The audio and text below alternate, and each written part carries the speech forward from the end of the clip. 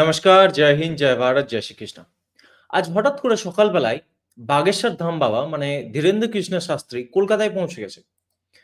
দেখুন, বাগেশ্বর ধাম বাবার আসার কথা ছিল কলকাতাতে ১০ থেকে ১২ই অক্টোবর। ঠিক আছে? উনার ব্রিগেড ময়দানে হনুমান কথা করার কথা ছিল। ওকে? তো হঠাৎ করে আজ দেখছি চলে এসেছে। দেখুন, আমি আপনাদের সঙ্গে স্ক্রিন শেয়ার করেছি দেখুন।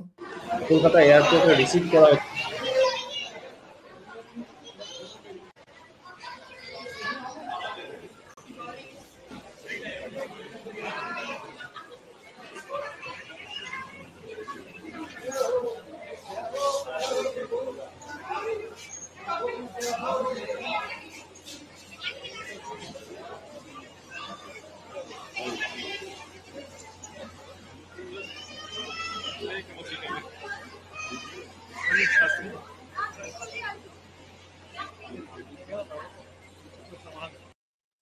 তো মেইন কথা হলো যে আজ আমরা বাগেশ্বর ধাম বাবাকে এখানে দেখতে পাচ্ছি। কিন্তু বাগেশ্বর ধাম বাবার তো আজকে বা আসার তো সেরকম কোনো প্ল্যানিং হঠাৎ করে ছিল না, না?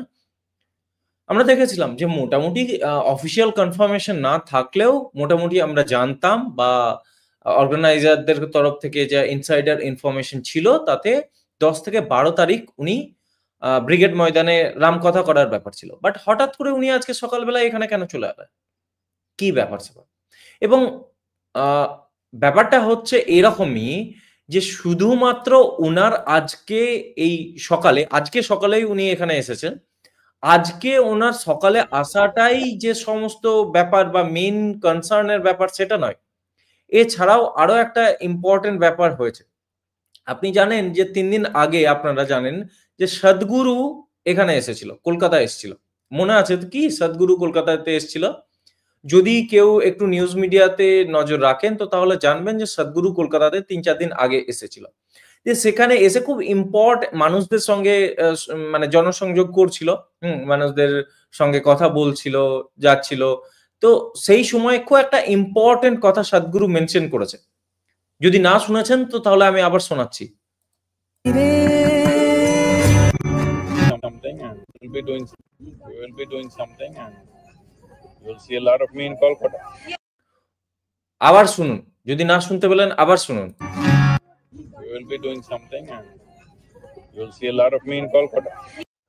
We will be doing something and you will see a lot of me in Kolkata.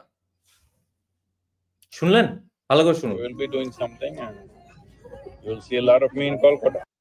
Will be doing something আমরা কিছু করব। আমরা এখানে কিছু করব এবং আপনারা কলকাতাতে আমাকে অনেক দেখতে পাবেন। You will see a lot of me in Kolkata. আমাকে কলকাতাতে আপনারা অনেক দেখতে পাবেন। কি এমন করবেন?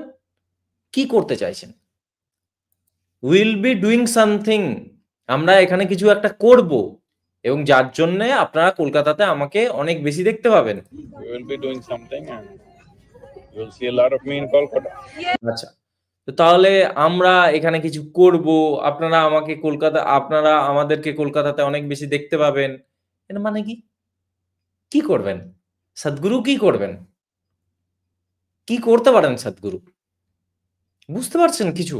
কোন দিকে ইঙ্গিত যাচ্ছে কি? আমি ক্লিয়ারলি বলতে চাইছি না। কারণ বুঝতেই পারছেন ফর obvious রিজন যদি সেটা হচ্ছে, আমি তো বলেছিলাম না যে একটা জিনিসের গ্রাউন্ড ওয়ার্ক সেটিং হচ্ছে।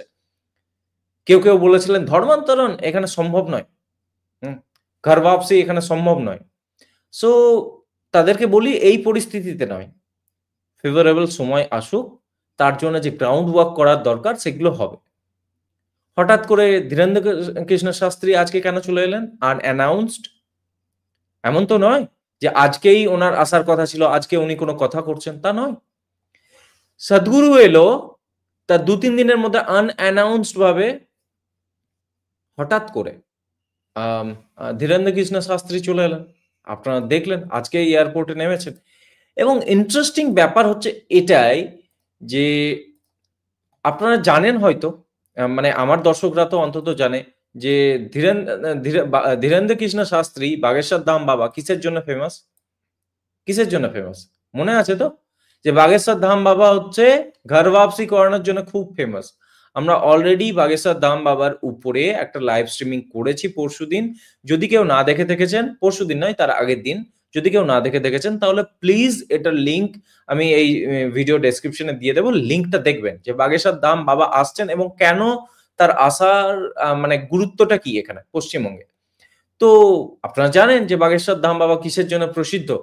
এক হচ্ছে হিন্দুদেরকে একত্রিতকরণ করার জন্য, মানে পুরো হিন্দু সমাজকে, সে শৈব সমাজ হোক, বৈষ্ণব সমাজ হোক বা শাক্ত সমাজ হোক, যে সমাজই হোক না কেন, হিন্দু ইউনিটির জন্য ফেমাস। ইয়াংস্টারদের মধ্যে প্রচুর ফেমাস। ইয়াং জেনারেশন মানে জেনজি হোক বা মিলেনিয়ালসরা ওনার কথা শোনেন, আমাদের বয়সী ব্যক্তি, আমাদের থেকে ছোট, ওনার কথা শোনেন। আর কিসের জন্য ফেমাস? বাগেশ্বর ধাম বাবা ঘর ওয়াপসির জন্য বহুত ফেমাস। ঠিক আছে, উনি হাজার হাজার মানুষের একসঙ্গে ঘর ওয়াপসি করান, 250-300 পরিবারের একসঙ্গে শুদ্ধিকরণ করান, ঘর ওয়াপসি করান। যারা খ্রিস্টান ধর্ম বা ইসলাম ধর্ম গ্রহণ করে অন্য ধর্মে চলে গেছে তাদেরকে আবার হিন্দু ধর্মে ফিরিয়ে নিয়ে আসার কাজ করেন। একসঙ্গে পরের পর পরিবারকে একসঙ্গে নিয়ে এসে উনি এই কাজ করেন। তো ফেমাস কি জন্য? উনি এই জন্যে। এবং এরই মধ্যে আমাদের প্রাইম মিনিস্টারের এত বড় ঘোষণা করা যে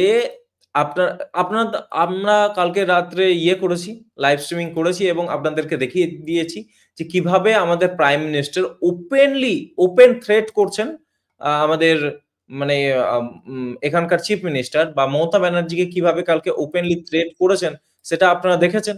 যদি না দেখে থেকেছেন তো তাহলে আমি অবশ্যই আপনাদেরকে দেখাবো। কারণ মানে আমি এই বিগত মোটামুটি ভাবে যে ধরুন 11 বছরে প্রাইম মিনিস্টারকে মানে নরেন্দ্র মোদীকে প্রাইম মিনিস্টার হওয়ার পর এরকম ভাবে আমি কোনোদিন দেখিনি যে প্রাইম মিনিস্টার ওপেনলি এরকম ভাবে কোনো রাজ্যের সিএম কে বা বিরোধী দলকে এরকম ভাবে ওপেন থ্রেট চালাচ্ছেন, তাও আবার ডেমোগ্রাফি চেঞ্জেস এর উপরে। घुसपैठियों को बचाने में तुम कितनी ताकत लगाते हो और घुसपैठियों को हटाने में हम कैसे अपना जीवन लगा देते हैं, हो जाए मुकाबला। এরকম এই রুদ্র অবতারে প্রাইম মিনিস্টারকে ডেমোগ্রাফি চেঞ্জেস এর জন্য বা ঘুসপেটিয়া বা যারা অবৈধ বাংলাদেশি অনুপ্রবেশকারী মেনলি মুসলমান, তাদের বিরুদ্ধে এত বড় কথা মানে থ্রেটের কথা বা ওপেন থ্রেট জানানো বিরোধী দলকে। বিরোধী দল বলতে সব থেকে বেশি ইম্পর্টেন্ট কোন দল? মমতা ব্যানার্জি, কারণ পশ্চিমবঙ্গের মধ্যেই সব থেকে বেশি এই অবৈধ অনুপ্রবেশকারী ঢুকে আছে এবং সেই জন্য এই যে ওপেন থ্রেট সেটা আমরা কালকে দেখেছি। তারপর এবং আবার কি দেখলাম, ইম্পর্টেন্ট ব্যাপার শুধু সেটা নয় যে প্রাইম মিনিস্টার প্রথমে এই ডেমোগ্রাফি চেঞ্জেস যেগুলো হয়েছে সেগুলোকে রিভার্স করার কথা বললেন। কোথায় থেকে? লাল কেল্লার প্রাচীর থেকে, ওই 15ই আগস্ট বললেন। আচ্ছা, তারপরে আমরা কি দেখলাম? তারপরে উনি মণিপুর গেলেন, মণিপুর থেকে সোজা আসামে গেলেন, আসাম থেকে এরকম উনি অ্যানাউন্স করলেন। তারপরে আমরা কি দেখতে পাচ্ছি? উনি কলকাতাতে এলেন। হঠাৎ করে কলকাতাতে এলেন কি? ওই জয়েন্ট কনফারেন্স ছিল চিফ অফ আর্মি স্টাফদের, কিছু জয়েন্ট কনফারেন্স ছিল। যে সেই জয়েন্ট কনফারেন্সে আমরা দেখতে পাচ্ছি যে শুধুমাত্র প্রাইম মিনিস্টার এলেন না, এলেন দেশের প্রতিরক্ষা মন্ত্রী বা ডিফেন্স মিনিস্টার রাজনাথ সিং, সঙ্গে অজিত ডোভাল এলেন, সঙ্গে 3 সেনার যারা প্রমুখ মানে মানে সরি আর্মি, এয়ারফোর্স আর নেভির চিফ, 3 আর্মি, এয়ারফোর্স, নেভির চিফ ওখানে উপস্থিত ছিলেন। তাদের সঙ্গে মোটামুটি 4 ঘন্টা সময় কাটালেন, সেটা আমরা দেখেছি। এবং ইম্পর্টেন্ট বিষয় হচ্ছে একই সঙ্গে এত বড় বড় ডিগনিটারিজদের সঙ্গে থাকা, মানে শ্রী অজিত ডোভালের সঙ্গে কলকাতা আসা, তারপর প্রাইম মিনিস্টারের কলকাতা আসা, ডিফেন্স মিনিস্টারের কলকাতা আসা। তার আগে আমরা দেখতে পেলাম এরা গত পরশুদিন রাত্রে ঢুকেছেন। ঠিক আছে, কালকে তো ছিল, মিটিং ছিল। তো গত পরশুদিন রাত্রে প্রাইম মিনিস্টার ঢুকলেন। তারপরে রক্ষামন্ত্রী রাজনাথ সিং ঢুকলেন, তারপরে অজিত ডোভাল ঢুকলেন। আমরা আজকে দেখতে পাচ্ছি ধীরেন্দ্র কৃষ্ণ শাস্ত্রী ঢুকছে। তারপর তার আগে সদ্গুরু এসেছিলেন। সদ্গুরু বলছেন যে আমরা এখানে এক বিশেষ কাজ করতে চলেছি, যার জন্য আপনারা আমাকে কলকাতাতে অনেক বেশি দেখতে পাবেন। এই সমস্ত জিনিস একটা জিনিসের দিকে পয়েন্ট আউট করছে। সেই পয়েন্ট আউটটা কি? মানে কোন দিকে করছে সেটা আমার দর্শকরা জানেন। কারণ আমি অলরেডি যেহেতু ১ ঘন্টার বেশি সময় ধরে পুরো প্রেজেন্টেশন বানিয়ে এই বাগেশ্বর ধাম বাবার ইম্পোর্টেন্স, ইনফ্লুয়েন্স এখানে পশ্চিমবঙ্গে আসা কেন গুরুত্বপূর্ণ বুঝিয়েছিলাম। সেই দিকেই প্রশ্ন চিহ্ন তুলছে, ওই দিকে যে পশ্চিমবঙ্গে কি হতে চলেছে। হবে কিছু ইম্পোর্টেন্ট কিছু এবং তার সঙ্গে আমাদের মানে সেনারাও নিযুক্ত থাকবে তাদের অ্যাপ্রুভাল নিয়ে, তাদের সবকিছু করে তাদেরকে মানে সহমতে নিয়ে এই সমস্ত জিনিস হবে। তা না হলে বিগত ১১ বছর ধরে প্রাইম মিনিস্টার কখনোই বলতেন না যে ডেমোগ্রাফি চেঞ্জেস এর উপর এরকমভাবে ওপেন চ্যালেঞ্জ করা যে দেখে নাও চলে আসো যুদ্ধে। এই দিন দেখতে পেতাম না। তারপরে শুধুমাত্র চেঞ্জ করলে তো হবে না। আপনি অবৈধ অনুপ্রবেশকারীদেরকে লাথ মেরে বের করবেন সব ঠিক আছে। ভিতরের মধ্যে যে 0.5 পয়েন্ট আছে, ঠিক আছে? সেই যে মজহবি যেগুলো আছে না, ওই শান্তির ছেলে, তো শান্তির ছেলেদেরকেও তো আবার আসল রাস্তায় নিয়ে আসতে হবে। তো তাদের জন্য তো মানে ঘর ওয়াপসি প্রয়োজন। সাইমালটেনিয়াস প্রসেস একই সঙ্গে। সেই সমস্ত জিনিস আমরা দেখতে পাচ্ছি। এই সম্পর্কে আপনাদের কি মতামত? অবশ্যই আমাদেরকে কমেন্টে জানাবেন। এই ভিডিওতে এতটাই। নেক্সট ভিডিওতে আবার দেখা হচ্ছে। ততক্ষণের জন্য জয় হিন্দ, জয় ভারত, জয় শ্রীকৃষ্ণ।